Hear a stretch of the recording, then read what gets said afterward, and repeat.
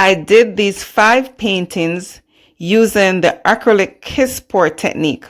Same technique, yes, but each painting shows its own unique result.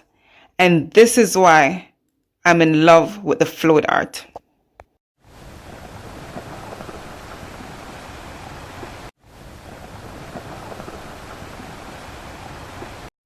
Hello everyone, welcome back to my channel. This is your girl Camille. Thank you so much for being here. Today I'm going to show you a step-by-step process of how I do my acrylic kiss pour feather. I learned this technique from watching Olga Soby. I hope I pronounced her name correctly. She also has a YouTube channel and she is beautiful. She has wonderful content. So I have to give credit to Olga. Thank you so much. You guys can check her out as well. Alright, so I'll be working on a 10 by 10 inch canvas. All my paint that I'll be using, of course, will be listed in the description below. Check that out. Thank you so much.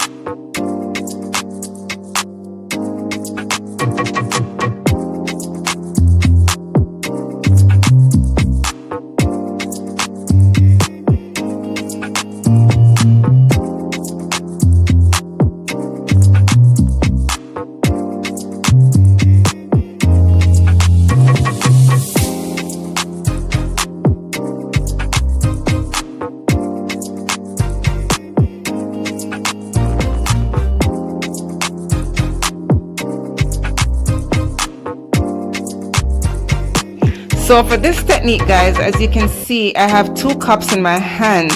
I'll be pouring the base coat in 1 cup, and then in the other cup I'll be pouring my colors, because this is a kiss pour, and it requires 2 cups with paints. Alright, so check it out, you're gonna love it.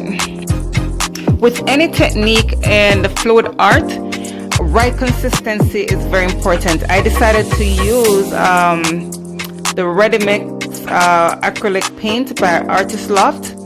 I like this paint consistency, and I love the fact that when it dries it's very glossy, so I tend to use this paint a lot, which is the Artist Loft ready-mix paint.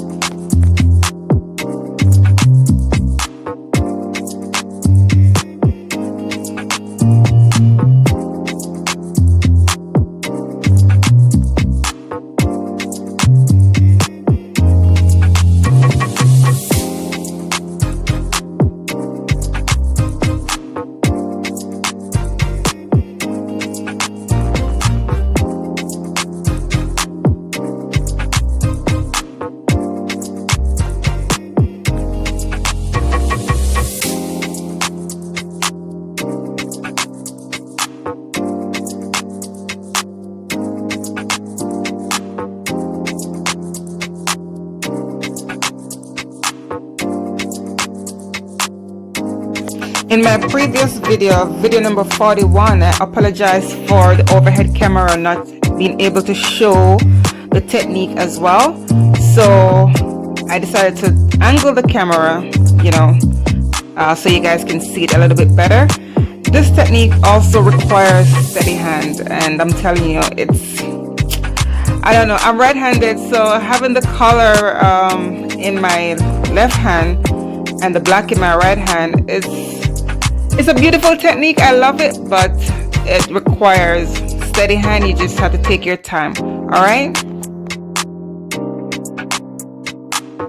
So if you guys were watching me pouring the colors in my cup, I think I had way too much color in my 3-ounce cup. I didn't get the orange that I really wanted, but I got a little bit of gold at the tip of the feather, which is awesome. I'm happy for that. I had added the blue later on, you know, at the top of my cup, so when I pour, the blue comes off first, but I didn't get no orange. It was still in my cup.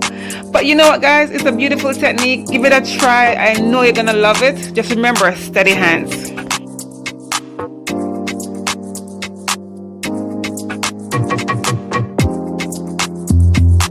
And here's a close-up of the wet result.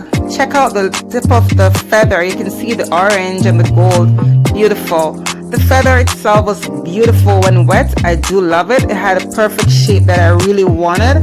I was so happy with this one.